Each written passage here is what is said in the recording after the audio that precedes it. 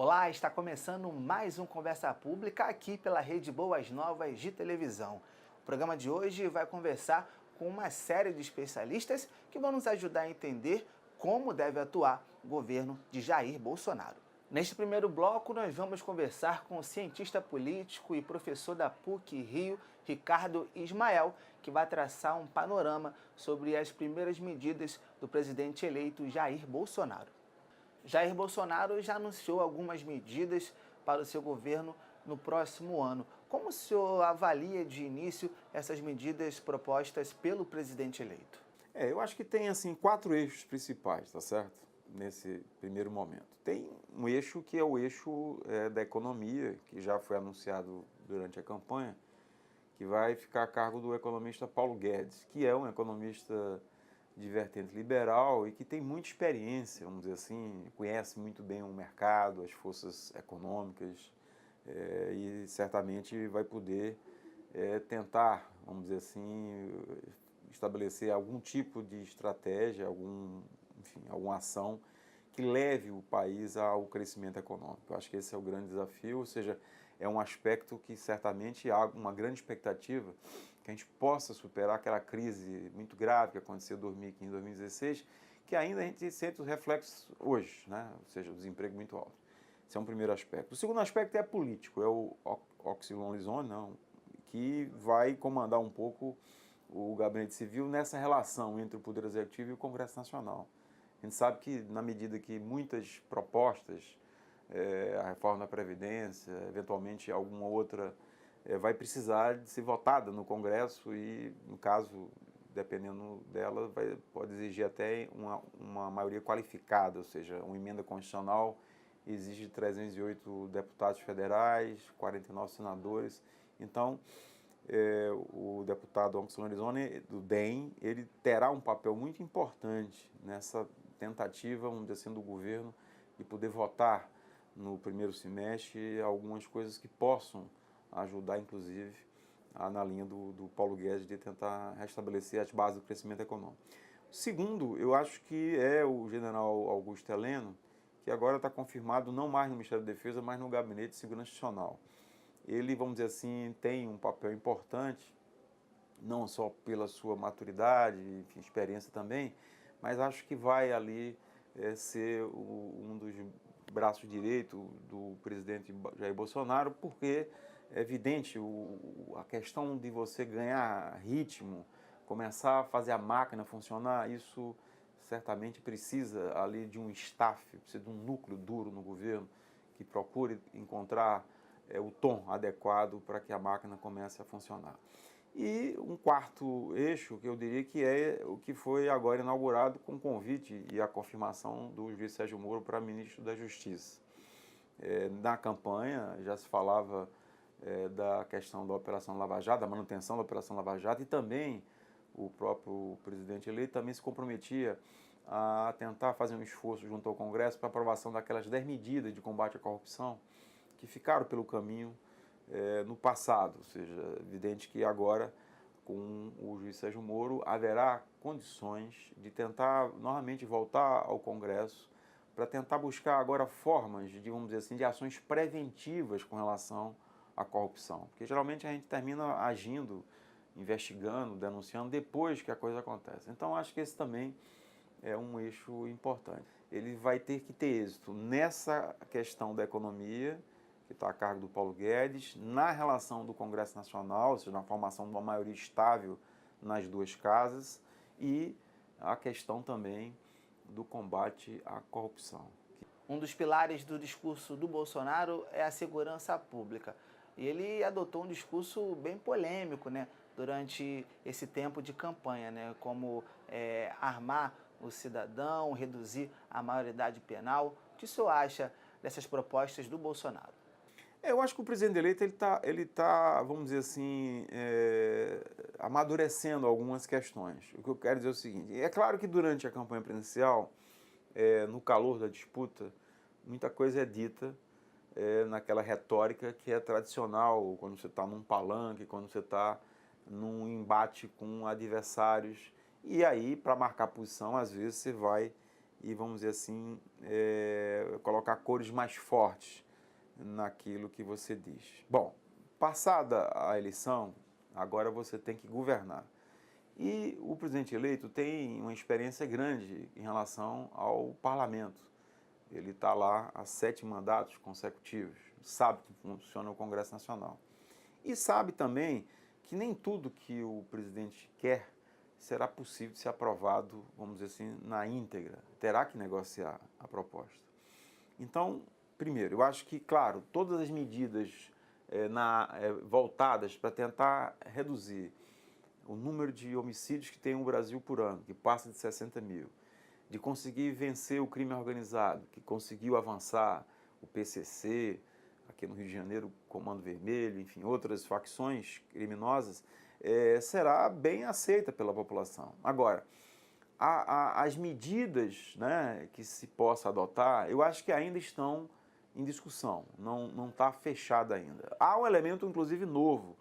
A entrada do juiz Sérgio Moro no Ministério da Justiça vai colocar agora um outro interlocutor, além, vamos dizer assim, da chamada bancada da bala, ou da questão dos parlamentares que apoiam essa agenda, vamos dizer assim, mais dura em relação à segurança pública. O juiz Sérgio Moro, claro, um juiz ligado a uma vara penal, conhece também bem essas questões e vai tentar agora, acho que, influenciar alguma medida, algum projeto de lei que possa ser encaminhado ao Congresso Nacional. O discurso de Bolsonaro foi muito criticado por algumas pessoas que acreditavam que a eleição dele pode trazer um risco à democracia. O senhor acha que no próximo ano, com Bolsonaro atuando no poder, a democracia de fato pode estar ameaçada? Não acredito não nesse cenário não. E eu diria que são 3 razões. Primeiro é que as instituições políticas e democráticas no Brasil, elas estão muito fortes. Elas, inclusive, foram testadas recentemente com o impeachment da ex-presidente Dilma, com a própria condenação e depois prisão do ex-presidente Lula, com todas as investigações da Operação Lava Jato. Quer dizer, as instituições, portanto, hoje, elas estão muito, enfim, dispostas a cumprir aquilo que determina a Constituição, as leis do país. Isso é um aspecto. O outro aspecto é o próprio compromisso que o candidato, de forma reiterada, está dizendo que vai cumprir a Constituição, que vai respeitar o Congresso Nacional, que vai, portanto, assegurar que todas as mudanças, eventualmente, que possam acontecer, serão dentro dos marcos da democracia. Existe também uma questão que eu acho que também é importante, é que a escolha do juiz Sérgio Moro para o Ministério da Justiça também, vamos dizer assim, deixa claro que, portanto, a questão vai dentro dos marcos do Estado Democrático de Direito. Ou seja, se quisesse preparar um golpe militar, coisa do tipo, não estaria colocando o juiz Sérgio Moro à frente do Ministério da Justiça. Iria colocar uma outra pessoa que certamente pudesse admitir alguma coisa dessa. Não é o caso do juiz Sérgio Moro. E por fim, eu diria que a sociedade brasileira, uma pesquisa recente mostra, pelo Datafolha, que 69% dos brasileiros acham que o melhor regime é o regime democrático. Quer dizer, inclusive o Datafolha chama a atenção que na série histórica que começou em 89, esse é o valor mais alto de apreço à democracia que existe entre os brasileiros. Ou seja, de alguma maneira, esse debate que ficou muito na campanha da possibilidade de ir para uma ditadura à la Venezuela, de Maduro, ou uma ditadura militar como 64, que surgiu muito na campanha, eu acho que fez que os brasileiros reafirmassem cada vez mais a questão democrática. Há um desejo de mudança. Há um desejo de que o crescimento econômico retorne, que o combate à corrupção seja mais efetivo, que a criminalidade e a segurança pública possa avançar, quer dizer, a criminalidade possa ser combatida e a segurança pública possa avançar, mas tudo dentro da democracia. Voltamos já.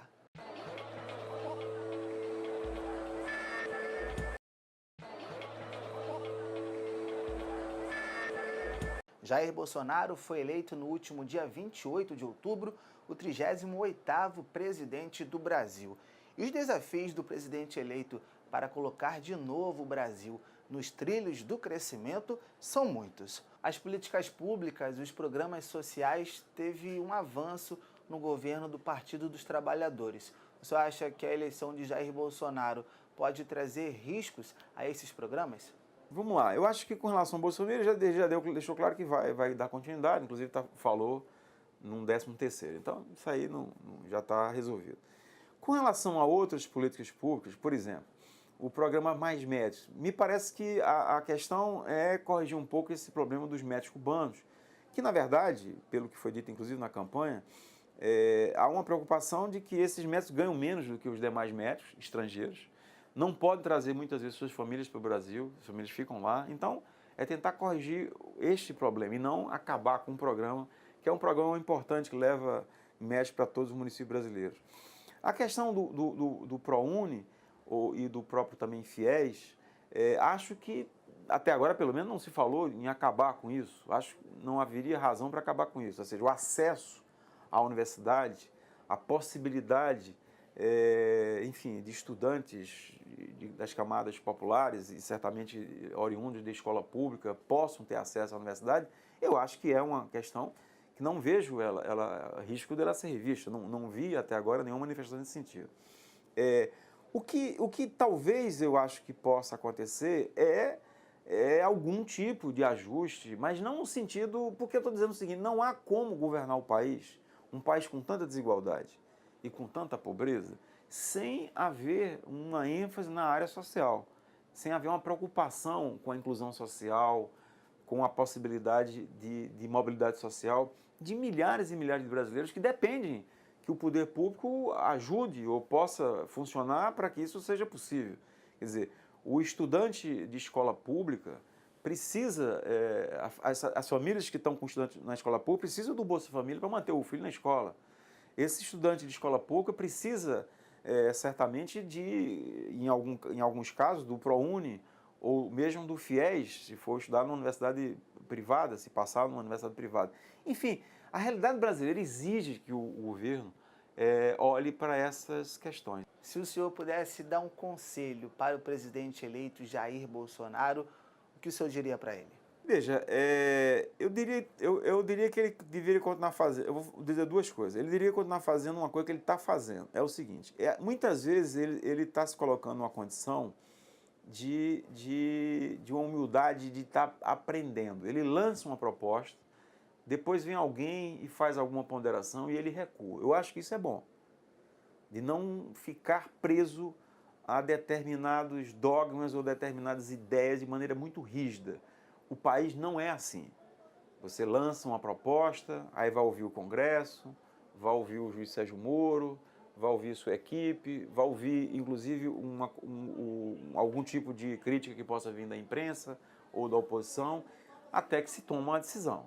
Quer dizer, é preciso ter esta característica que é importante de saber ouvir e até mesmo fazer um ajuste naquela proposta, naquela ideia inicial que você tinha. Isso eu acho que ele está fazendo e eu acho que isso é bom para governar. 2, é preciso olhar essa questão social. Eu acho que, do ponto de vista do discurso, até agora, muito ligado à questão da retomada do crescimento econômico, está correta, a questão do combate à corrupção, combate ao crime organizado, a ênfase na questão da segurança pública está correta, e também a questão mais geral de chamar a atenção que não vai fazer um governo com base no tomar lá da cá, vai tentar buscar uma composição do governo técnica que responda aos problemas sem ficar preso a uma negociação com os partidos políticos. Isso é importante também. Mas eu acho que está faltando, sim, um discurso voltado mais para a questão social, né? Acho que essa é uma questão que deveria se cercar de pessoas, devia procurar um juiz Sérgio Moro na área social, ou seja, de alguém de referência que pudesse ajudar a pensar essa área tão importante no Brasil e que o poder público, e aí não só o governo federal, mas os governos subnacionais, os governos estaduais e governos municipais são muito importantes. Não dá para imaginar, e ainda mais numa crise econômica que a gente ainda vive, que a educação pública não funcione bem, que a saúde pública não funcione bem, que não tenha uma preocupação com a questão da moradia, que muita gente hoje mora mal, paga um aluguel caro, muita gente também tem problemas no transporte, a área de transporte público, principalmente na região metropolitana, é muito ruim, as pessoas gastam muitas horas por dia para se deslocar na cidade, para trabalhar, para estudar. Saneamento básico, milhares de pessoas que não têm água tratada, esgotamento sanitário, enfim, você precisa ter alguém ou algumas pessoas que possam ajudar o governo também ter uma ênfase na área social. No próximo bloco, a reforma da Previdência será o foco do Conversa Pública. Voltamos já.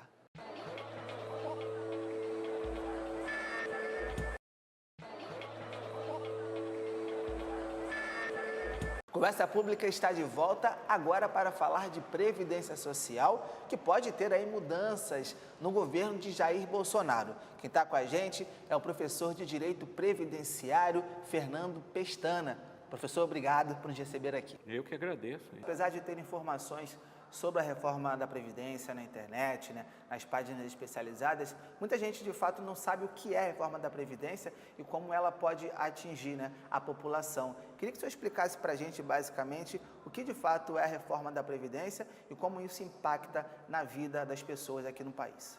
Então, vamos lá. Nós começamos a Previdência Social no Brasil em 23, e sempre os governos, que sucederam, usaram o dinheiro da Previdência para as suas obras. A exemplo, Itaipu Nacional, Transamazônica, e eu vou esquecer outras, tá? Ponte Rio-Niterói. Em 37, Getúlio Vargas usou o dinheiro da Previdência para fazer o IRB, Instituto de Seguros do Brasil, e depois foi privatizado no governo Collor, eu acho, estou bem certo. Enfim, várias obras com o dinheiro da Previdência. Até 55, eram os 3 pilares. O patrão pagava, vou chamar de patrão, que é para o espectador entender a coisa. O patrão pagava uma parte, o trabalhador outra e o governo a sua parte. Enfim, aí em 55, para fazer Brasília, a Juscelino disse, eu não pago mais a parte do governo para a Previdência, o que faltar no caixa eu cubro. Então, essa história de dizer que a Previdência Social tem um rombo, não tem rombo nenhum, é a parte que o governo nunca pôs e sempre tirou. Então, para fazer Brasília, naquela época a capital saiu do Rio e foi para Brasília, transportava-se cimento de avião, só para ter uma ideia, Então, aí, enfim, e a população foi crescendo e vários direitos foram sendo incorporados. Depois veio o governo Jango, que sucedeu, o Jânio Quadros, que renunciou, e o Jango, então, para poder ter uma maioria ou governabilidade, vamos chamar assim, naquele momento, ele colocou a questão da aposentadoria por tempo de contribuição. Ora, se a gente chamar a doutrina previdenciária, isso não existe, porque se o nome é aposentadoria, é para a pessoa aposentar-se, ou seja, eu vou para os meus aposentos, eu não tenho mais força física ou força mental de ser tão produtivo quanto eu era enquanto jovem ou média idade e tal, papapá. Só que a expectativa de vida ou de sobrevida naquela altura era dos seus 50 e poucos anos. Hoje a expectativa de vida do brasileiro está quase aos 80. Sabemos que aí tem que usar o lado da medicina, então, porque Previdência Social não é só matemática, tem vários vetores e fatores que interferem. A questão está o seguinte, a aposentadoria por tempo de contribuição, essa não deveria existir. Ela tem que ter uma idade com um mínimo de contribuição. E que mínimo é esse? O Brasil já usa, vou chamar de mordomia, porque eu sou trabalhador, você também é trabalhador, e quem está lá do outro lado da lente também é trabalhador. O Brasil usa a mordomia de 15 anos de contribuição. Eu atingi 65 de idade, o homem com 15 de contribuição me aposenta. Não tem isso em lugar nenhum do mundo. Parte-se, por exemplo, da aposentadoria na Inglaterra é os 20 melhores anos de contribuição. E dezenas de outros países, eu vou usar só os que fazem parte da ONU, que são 196 países dos 208 que tem no mundo, se eu não estiver errado. 25 anos de contribuição.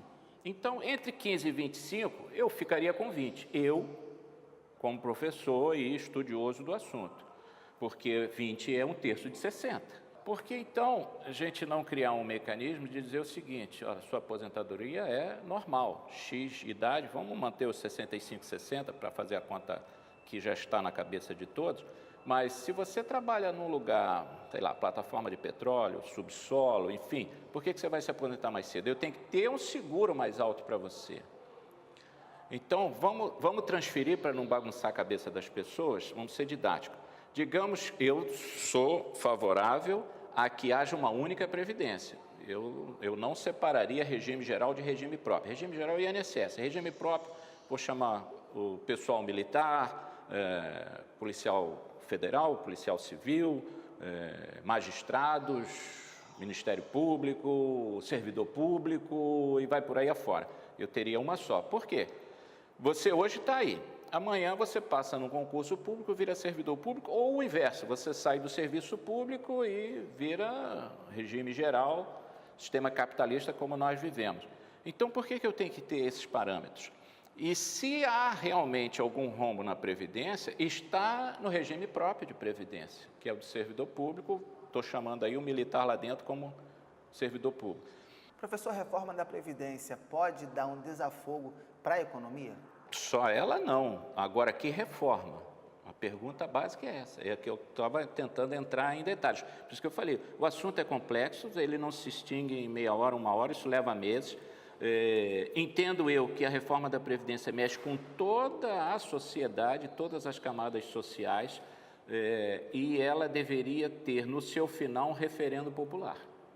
Para ela poder ter valor, você tem que chamar toda a sociedade. Eu tenho que chamar os auditores fiscais, eu tenho que chamar os militares, tenho que chamar o judiciário, tenho que chamar os sindicatos de trabalhadores, os sindicatos patronais, todo mundo sentando à mesa, discutindo uma única previdência, ou, se não tiver consenso, que sejam 2 ou 3, né, do regime militar, do servidor público e do regime geral, e chegar a um consenso. Olha, não dá para bancar o jogo. Vou dar um exemplo. Hoje, 35 anos de contribuição para homem. Então, todo mês eu vou fazer conta redonda, tá? O salário é R$1.000, não tem inflação, não tem nada. Então, eu estou ganhando R$1.000 por mês e a contribuição que eu faço é de 20%. Vamos dizer que 10% meu, 10% do patrão ou 20% meu, se eu for autônomo. Então, estou descontando R$200 por mês ao longo de 35 anos. Ou seja, cada ano tem 12 meses, 35 anos eu tenho 420 contribuições. 420 contribuições a R$200, eu tenho R$84.000.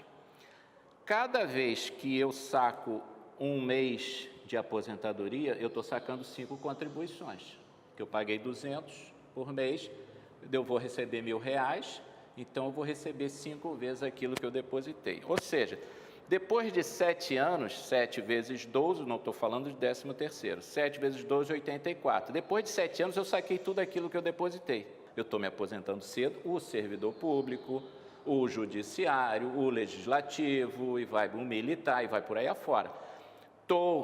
Estou recebendo alto, não estou recebendo aquele teto do regime geral, que é os 5.600, que eu também acho pouco, poderia ser uma coisa tipo 10 salários mínimos, mas sem indexar, né? E eu estou dando um desencaixe, porque eu me aposento cedo e morro tarde.